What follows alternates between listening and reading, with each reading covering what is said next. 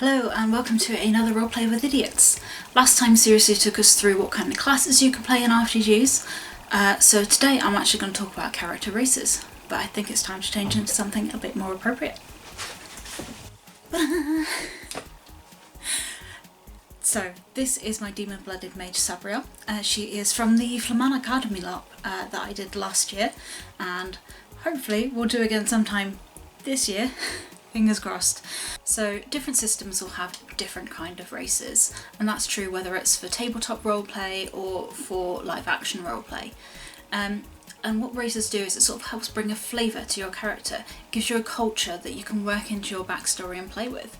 In these games, each race tends to have their own bonuses and their own flaws, and again this is something really interesting that you can play with. Whether you want to go along with the stereotype and be a dwarf in the mining in the mountains, or whether you choose to play an outcast who doesn't adhere to those traditions. And there are a wide variety of races that you can play with.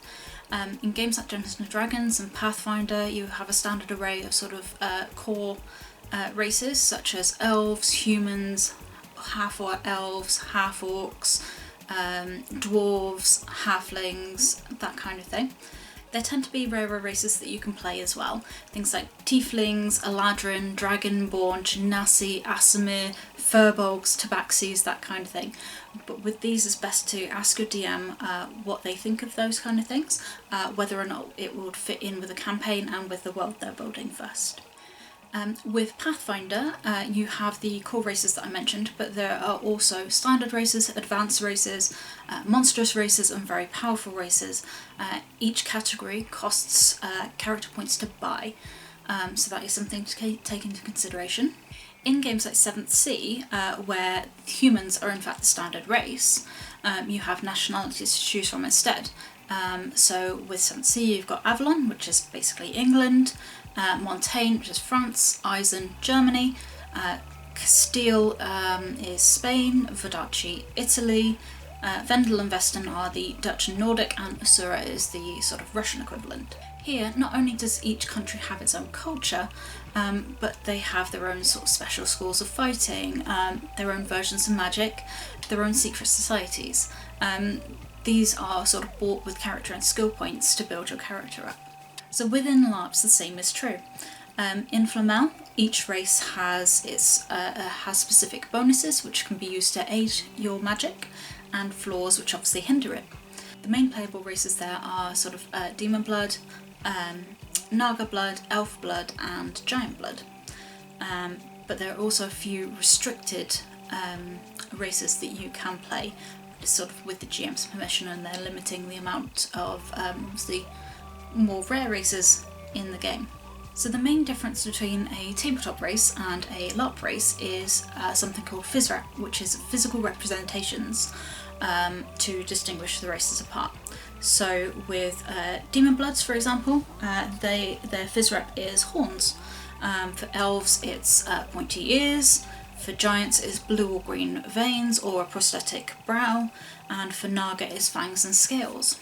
Because the logistics within LARP, you don't have to match your PhysRep to everybody else's. So I've obviously gone with, I've made some little clip-in ones just for my own sort of comfort. There are other people who wear ram's horns on like a headband, and there was a lovely lass who used latex prosthetics and glued them on every day.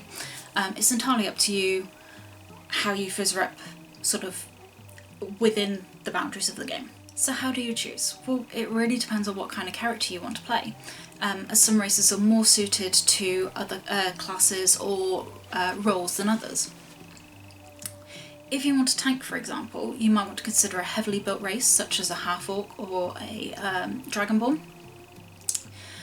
For sort of a sneaky character, you might want to consider the smaller races such as a halfling or a gnome, as they give better racial bonuses towards that kind of thing. Of course, there is absolutely no reason why you can't build a half-orc rogue if you really want to.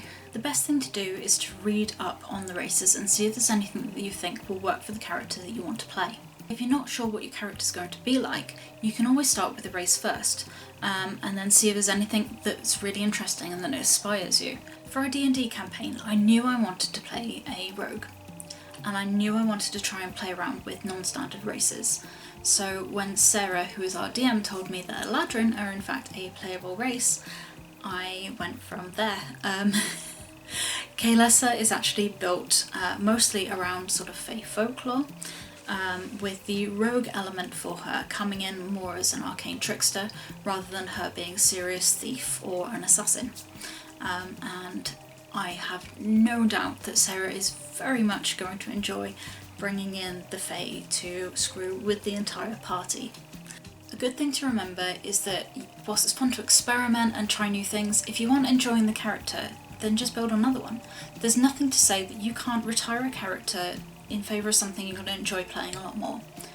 So get out there and get creating, and we would absolutely love to hear the weirdest build you've ever done or the best character you've ever played.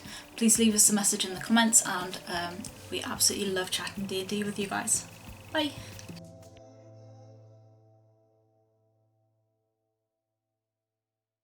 Or for a more sneaky character, you might want to consider small races like halflings or gnomes, as they give you better racial bonuses towards roguing, if roguing is in fact a verb.